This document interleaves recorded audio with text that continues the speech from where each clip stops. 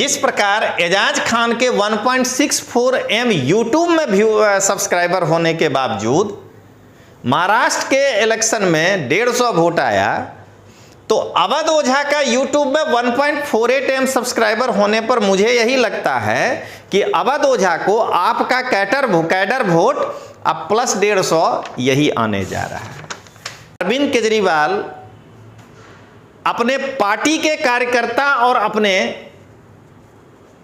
विधायकों को यह बताए कि अरविंद केजरीवाल जिस प्रकार से बीजेपी, कांग्रेस इस तरह से बाहर से लोगों को लेकर के और उनको टिकट दे करके ये चुनाव लड़ना चाहती है, तो क्या अब अरविंद केजरीवाल का अपने कार्यकर्ताओं और अपने विधायकों पर भरोसा नहीं रहा, जो कि आयातित उम्मीदवार को उतार करके और दिल्ली जीतने का सपना देख रहे हैं। मैं केजरीवाल जी से एक राजनीतिक प्रश्न पूछना चाह रहा हूं कि जो व्यक्ति 2003 से 2025 यानी 22 वर्ष के दौरान केवल एक चुनाव जीता हो और वह भी शिरोमणि अकाली दल के टिकट पर, बाकी वो कभी चुनाव ही नहीं जीत पाया हो, तो वह व्यक्ति शाहदरा से कैसे चुनाव जीतेगा? ये अरविंद केजरीवाल इस गुत्थी को सुलझाएं तो बढ़िया रहेगा। मैं तिमारपुर की जनता की ओर से अरविंद केजरीवाल से यह प्रश्न पूछ रहा हूं कि सुरेंद्र पाल सिंह बिट्टू जी स्वतंत्र कांग्रेस भाजपा से होते हुए आप में आए हैं, तो आप तिमारपुर की जनता को यह गारंटी दे पाएंगे कि ये कितना दिन तक आप में टिकेंगे? यदि कोई व्यक्ति भाजपा या आम आदमी पार्टी को ज्वाइन करे तो नरेंद्र मोदी या राहुल गांधी उनको खेस नहीं पहनाते हैं, लेकिन आम आदमी पार्टी का स्तर इतना गिर गया है कि आज आम आदमी पार्टी के राष्ट्रीय अध्यक्ष यानी संयोजक और दूसरे नंबर के मनीष सिसोदिया, इनको लोगों को पकड़ पकड़ के खेस पहनाना पड़ रहा है। नमस्कार दोस्तों, लोकतांत्रिक आवाज़ में आपका स्वागत है। मैं रजनीश सिंह तोमर, राष्ट्रीय संयोजक लोकतांत्रिक आवाज़ में भारत की जनता को हाथ जोड़कर नमस्कार करता हूँ। दोस्तों, हम सभी जानते हैं कि अब अगली बारी दिल्ली विधानसभा की है। सरकार कोई भी बनाए, लेकिन चुनाव अगला अब दिल्ली का है 2025 में फरवरी के आसपास। तो सभी दल अपने अपने हिसाब से कैलकुलेशन पे लग गए हैं।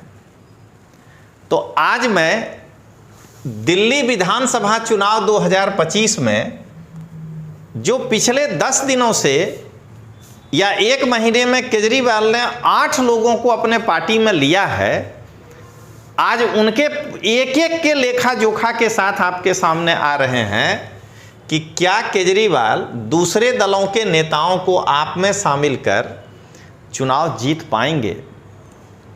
हमें ऐसा लगता है कि आपकी हार निश्चित है। यहाँ मेरे हार कहने का मतलब कि 35 से ऊपर होके बाद में मत कह दीजिएगा जीत हो गया। आप 62 हैं, अगर 40 हो गए तो भी ये आपकी हार ही है कि दिल्ली की जनता आपको नहीं पसंद किया। 60 के आसपास रहिएगा, 55 तक हम आपको जरूर मानेंगे कि आप फिर से जीते हैं, लेकिन अगर उससे नीचे हो गए तो यानी कि आपका ये खोखला दलील था, जनता आपको पसंद नहीं कर रहा है। तो सबसे पहले दोस्तों, एकदम आज सुबह सुबह तड़के मनीष सिसोदिया जी एकदम से वो शक्तिमान के तरह सुरेंद्र पाल सिंह बिट्टू जी को लेकर के अपने पार्टी में आ गए। सबसे पहले तो दोस्तों, मैं आगे बढ़ने के पहले यह बताना चाहता हूं कि भारतीय जनता पार्टी हो या कांग्रेस पार्टी हो, अगर कोई व्यक्ति उस पार्टी में जाता है या ज्वाइन करता है तो नरेंद्र मोदी या राहुल गांधी खेस नहीं पहनाते हैं। आज अरविंद केजरीवाल और मनीष सिसोदिया की ये स्थिति हो गई है पिछले एक महीने में कि इनको खेस पहनाना पड़ रहा है, क्योंकि लोग इनके पार्टी में आने को नहीं तैयार हैं। अगर ये किसी निचले अधिकारी को भेज करके पार्टी पदाधिकारी को खेस पहनाने लगेंगे तो कोई भी व्यक्ति इनके पार्टी में नहीं आएगा। तो सबसे पहले मैं यही कहना चाहूँगा कि आम आदमी पार्टी का ग्राफ गिरा है, क्योंकि यदि कोई व्यक्ति भाजपा या आम आदमी पार्टी को ज्वाइन करे तो नरेंद्र मोदी या राहुल गांधी उनको खेस नहीं पहनाते हैं, लेकिन आम आदमी पार्टी का स्तर इतना गिर गया है कि आज आम आदमी पार्टी के राष्ट्रीय अध्यक्ष यानी संयोजक और दूसरे नंबर के मनीष सिसोदिया, इनको लोगों को पकड़ पकड़ के खेस पहनाना पड़ रहा है। अब आइए जरा हम आगे बढ़ें कि सुरेंद्र सिंह बिट्टू के आम आदमी पार्टी में आने से आम आदमी पार्टी कितना मजबूत हो जाएगा, वो आप एक एनालिसिस से खुद समझिएगा दोस्तों। सबसे पहले सुरेंद्र पाल सिंह बिट्टू तिमारपुर विधानसभा से चुनाव लड़ेंगे। तो इसका मतलब ये हुआ सबसे पहले कि दिलीप पांडे का टिकट कट गया, क्योंकि टिकट तो किसी एक को ही मिलेगा। तो दिलीप पांडे का तिमारपुर से टिकट कट गया आम आदमी पार्टी का, ये हो गया। कहीं और से मिल जाए, लेकिन यहां से टिकट कट गया। अब जरा ये देखा जाए कि सुनील क्या कहते हैं, सुरेंद्र पाल सिंह बिट्टू, अब मैं ये बता रहा हूं दोस्तों कि ये देखा जाए कि सुरेंद्र पाल सिंह बिट्टू कितने भरोसेमंद हैं। तो जरा इनके भरोसे की जांच की जाए। तो सबसे पहले ये 1998 में तिमारपुर विधानसभा से चुनाव लड़े थे इंडिपेंडेंट, और ये 3rd पोजीशन पर आए थे। उसके बाद ये 2003 में कांग्रेस के टिकट पे चुनाव लड़े और जीते। फिर ये 2008 में कांग्रेस के टिकट पे चुनाव लड़े और जीते। अरविंद केजरीवाल के अनुसार सुरेंद्र पाल सिंह बिट्टू जी शीला दीक्षित के भ्रष्ट सरकार का भाग थे। तो इसका मतलब कि अरविंद केजरीवाल के अनुसार यदि सुरेंद्र पाल सिंह बिट्टू शीला दीक्षित के भ्रष्ट सरकार का एक हिस्सा थे, यानी विधायक थे उसमें, तो कहीं भ्रष्टाचार में इनकी भी तो भूमिका नहीं थी। ये मैं अरविंद केजरीवाल के अनुसार बोल रहा हूं। अब आइए इनका भरोसा। जब ये 2013 में कांग्रेस से लड़े फिर, तो ये 3rd पोजीशन पर आ गए। तीसरा नंबर इनको पसंद आता है, दूसरा नहीं आता है। फिर ये 2015 में कांग्रेस के टिकट से लड़े, फिर ये 3rd नंबर पे आए। अब इनको एहसास हो गया कि कांग्रेस के लिए हम बोझ बन गए। तो कांग्रेस इनको निकाल फेंकता उसके पहले ही एक गुलाटी मारे और 2020 का चुनाव बीजेपी के टिकट से लड़े, और बीजेपी के कैडर वोट के कारण ये 2nd पोजीशन पर आए। तो मुझे ये नहीं समझ में आ रहा है कि ये अब दिल्ली में कौन वाला पार्टी छोड़े हैं जिसमें ये नहीं है, क्योंकि 2025 में अब ये आप में आ गए। तो मैं तिमारपुर की जनता की ओर से अरविंद केजरीवाल से यह प्रश्न पूछ रहा हूं कि सुरेंद्र पाल सिंह बिट्टू जी स्वतंत्र कांग्रेस भाजपा से होते हुए आप में आए हैं, तो आप तिमारपुर की जनता को ये गारंटी दे पाएंगे कि ये कितना दिन तक आप में टिकेंगे? आकि कहीं 25 वाला चुनाव हारे तो फिर ये गुलाटी मार के कहीं और चले जाएंगे, क्योंकि इनकी विश्वसनीयता तो यही है कि ये इंडिपेंडेंट, कांग्रेस, बीजेपी सब में घूमते फिरते आम आदमी पार्टी में आए हैं। क्या इस प्रकार के दल बदल वाले लोगों को साथ लेकर के अरविंद केजरीवाल और मनीष सिसोदिया दिल्ली का चुनाव जीतने निकला है? अब आइए जितेंद्र सिंह संटी जी, ये पद्म विजेता हैं, लेकिन मैं बार बार यही कहता हूं कि कई सारे ऐसे देश में भारत रत्न भी हैं अभी, लेकिन क्या वो चुनाव लड़ेंगे तो चुनाव जीत जाएंगे क्या? तो पहले संटी जी के बारे में देखा जाए। संटी जी 2003 में स्वतंत्र चुनाव लड़े थे और 3rd पोजीशन पर आए थे। 2008 में संटी जी 2nd पोजीशन लाए थे, 3rd नहीं 2nd। 2008 में संटी जी बीजेपी से लड़े, 2nd पोजीशन लाए। 13 में ये शिरोमणि अकाली दल में चले गए और वहां से इनको जीत मिला। फिर ये 2015 में बीजेपी में लौट आए और 2nd पोजीशन पर रहे। 20 में इनको बीजेपी टिकट नहीं दिया, चुनाव नहीं लड़े। तो जो आदमी 2003 से लेकर के 2025 के बीच में,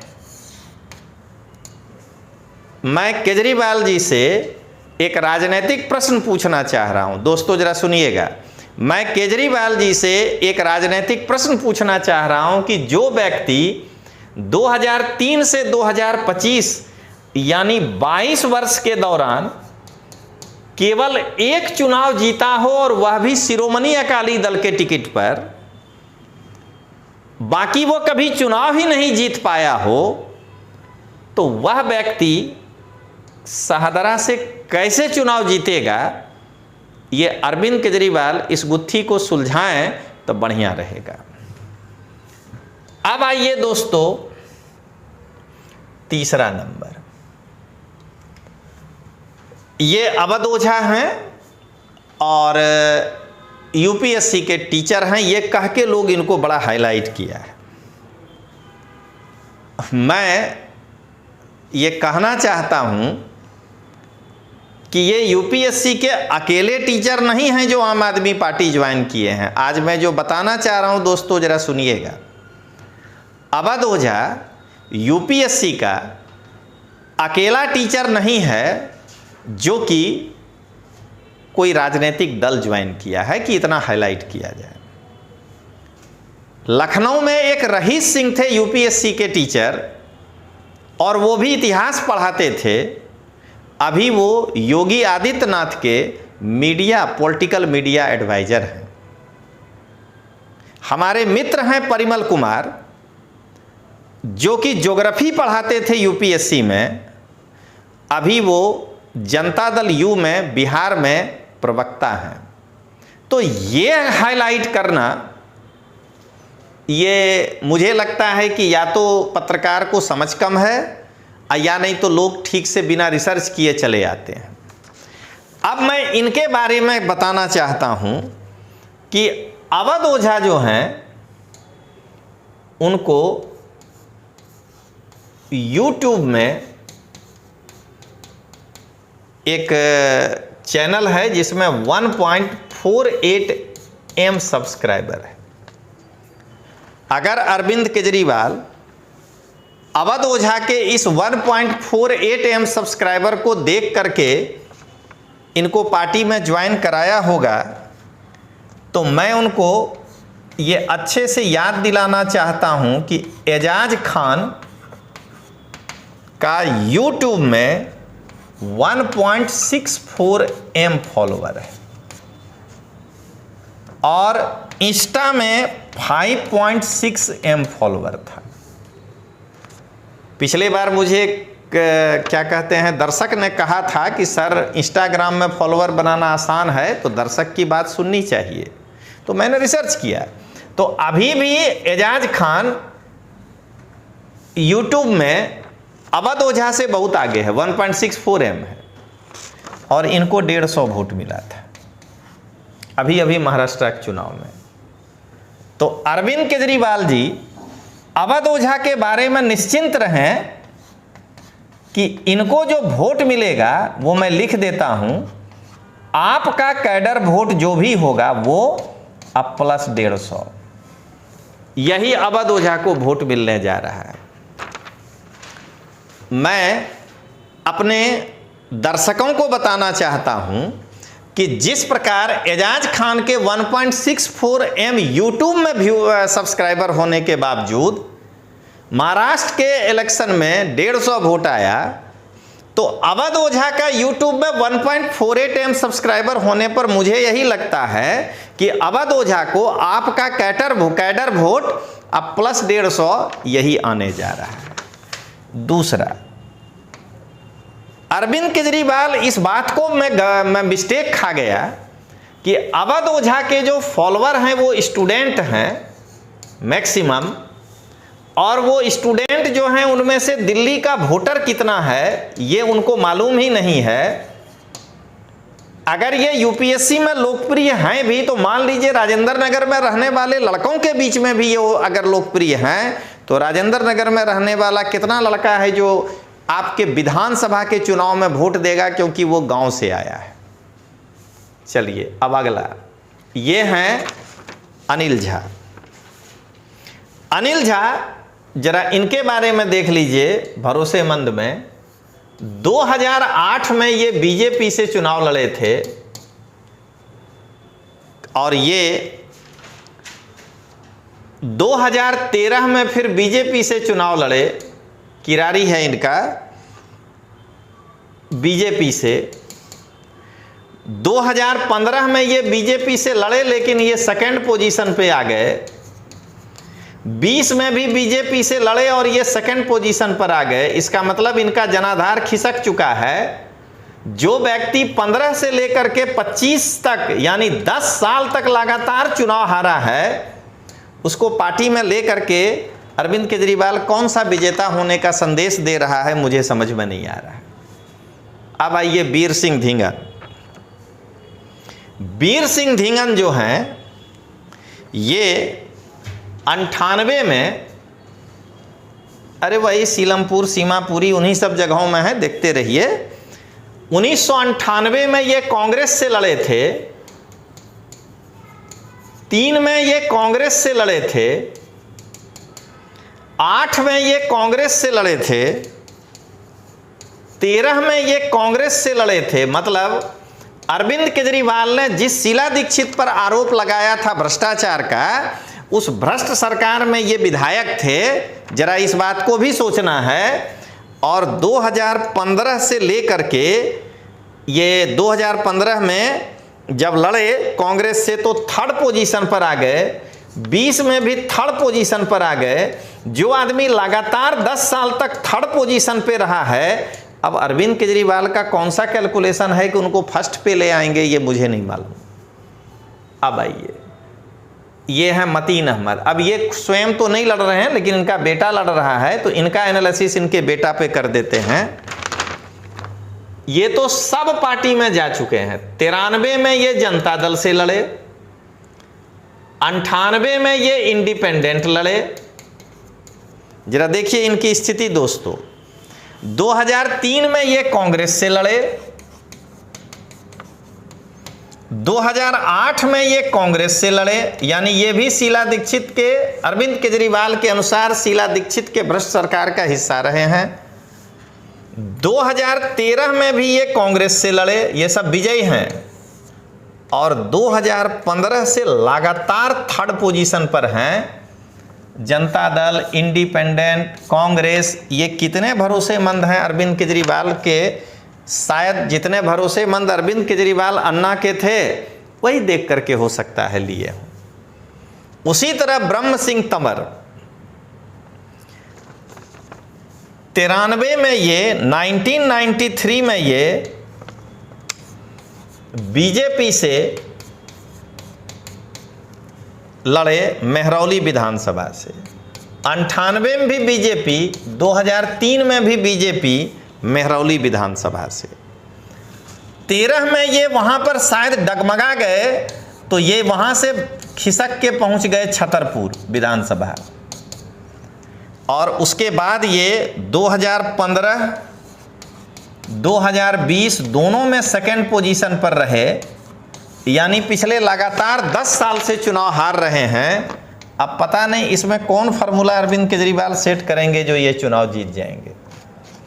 और अंतिम बीबी त्यागी बीबी त्यागी जी तो एक अभी तक काउंसिलर में भले ये विजय हुए हैं, लेकिन ये एक बार मात्र 2015 में बीजेपी के टिकट से लक्ष्मी नगर से लड़े थे और ये सेकंड पोजीशन पर आए थे। आज तक ये कभी विधायक का चुनाव नहीं जीते हैं, कॉरपोरेटर रहे हैं। तो अब केजरीवाल जाने और त्यागी जी जाने। तो दोस्तों, आज का कंक्लूजन बस यही है कि अरविंद केजरीवाल पिछले 1 महीने से ये जो दूसरे दलों के नेताओं को आम आदमी पार्टी में शामिल कर रहे हैं, तो इसका क्या अर्थ लगाया जाए कि क्या अरविंद केजरीवाल का अपने कार्यकर्ताओं और अपने, क्योंकि जिनको ले रहे हैं वो सिटिंग विधायक का टिकट काटेंगे, और अपने विधायकों पर भरोसा नहीं रहा। आज अरविंद केजरीवाल अपने पार्टी के कार्यकर्ता और अपने विधायकों को ये बताए कि अरविंद केजरीवाल जिस प्रकार से बीजेपी, कांग्रेस इस तरह से बाहर से लोगों को लेकर के और उनको टिकट दे करके ये चुनाव लड़ना चाहती है, तो क्या अब अरविंद केजरीवाल का अपने कार्यकर्ताओं और अपने विधायकों पर भरोसा नहीं रहा, जो कि आयातित उम्मीदवार को उतार करके और दिल्ली जीतने का सपना देख रहे हैं। तो चलिए दोस्तों, मिलते हैं, तब तक के लिए जय हिंद, जय जय गरवी गुजरात।